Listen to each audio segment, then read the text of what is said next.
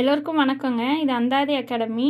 இது 10th புக்கில் வந்து செகண்ட் லெசனு கேட்கிறதா என் குரல் காற்றை பற்றின இந்த லெசன் இருக்கு இல்லைங்களா, இதான் பார்த்துட்ருக்கோம்.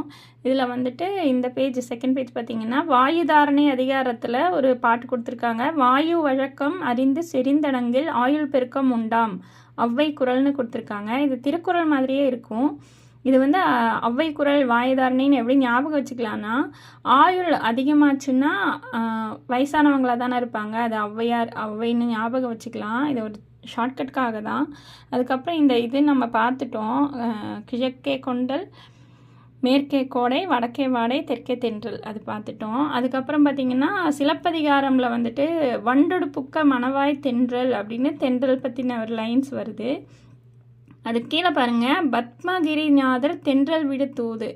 இது வந்து ஒரு சிற்றிலக்கியம். தூதுங்கிறது சிற்றிலக்கிய வகையை சேர்ந்தது. இதில் வந்து நன்தமிழும் தன்பொருணை நன்னதியும் சேர்பொறுப்பில் செந்தமிழின் பின்னுதித்த தென்றலே அப்படின்னு வருது. தென்றலேன்னு முடியுது. இது தென்றல் விடு தூது அதில் வருது. இதையும் நம்ம தென்றலேன்னு முடியறதுனால அப்படி கூட ஞாபகம் வச்சுக்கலாம்.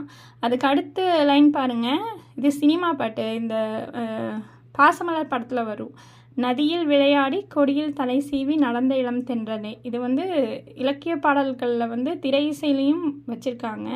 இதை பற்றி கொடுத்துருக்காங்க. இதுக்கப்புறம் நிறைய இன்ஃபர்மேஷன்ஸ் வந்து இந்த லெசனில் தான் அதிகமாக இருக்குது. காற்றை பற்றினது, அப்புறம் புயல்களுக்கு பேர் வைக்கிறது, அந்த மாதிரி அதெல்லாம் ஒவ்வொன்றா பார்க்கலாம். நன்றி.